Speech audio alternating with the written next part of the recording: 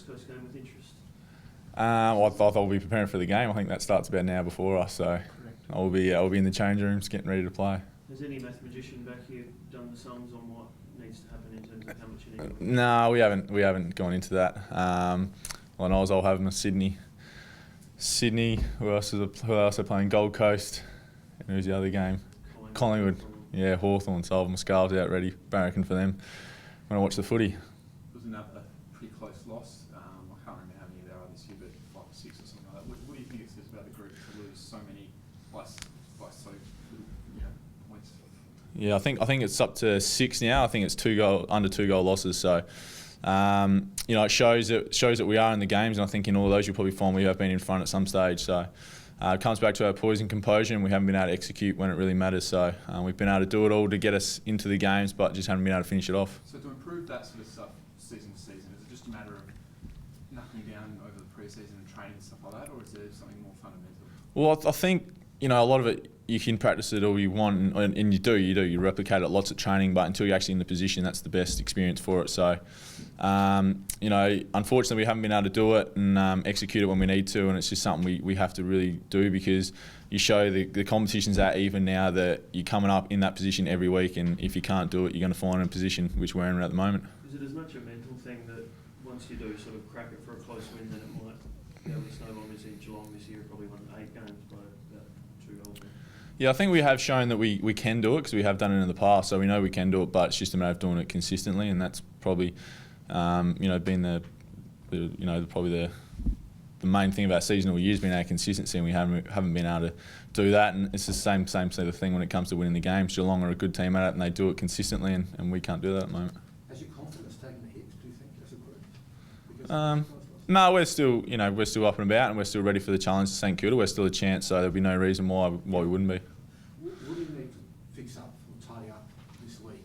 What can you fix in such a short time span? Oh, just the stuff it's probably the stuff we've been looking to improve all year. So mainly it's that poise and composure stuff again, and execution when it matters, and overall in the game, just our skills and things like that, and a bit of transition stuff, and I think we're a long way to where we want to go, but at the moment we just can't do it when it matters. Do you go into the game this weekend with the mindset of not just winning, but you kind of know you need to win by as much as you can?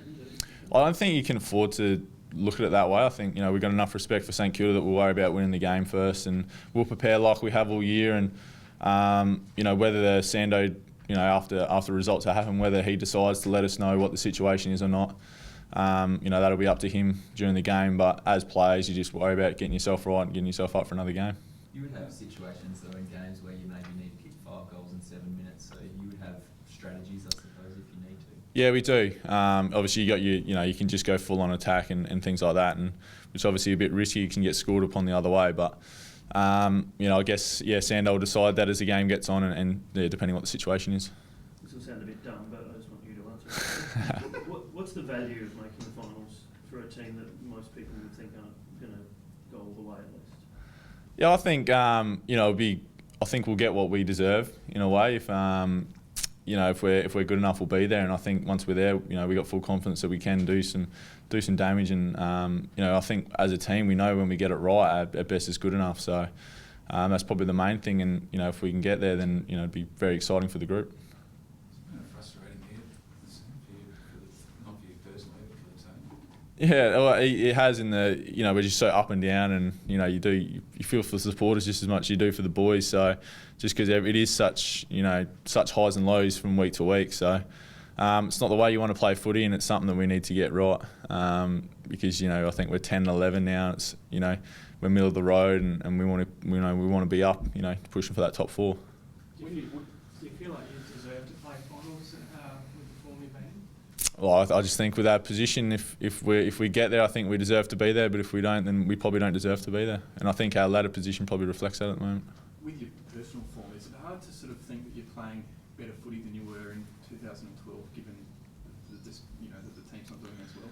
Yeah, I think I'm just a more rounded player now than when I was back then. I think I've got a lot better understanding of what it takes to play well and play well consistently at AFL level. I guess then, because that was such a breakout year, I was just sort of riding the wave and things were just flowing. But now I think I've got a better understanding of what it needs and what I need to do to play well. We used the word frustration, but is there a bit of anger as well that you maybe can use? Oh, not really. I think probably frustration probably sums it up, just because it is so inconsistent. So yeah. Well, surely that's got to be centimetre perfect.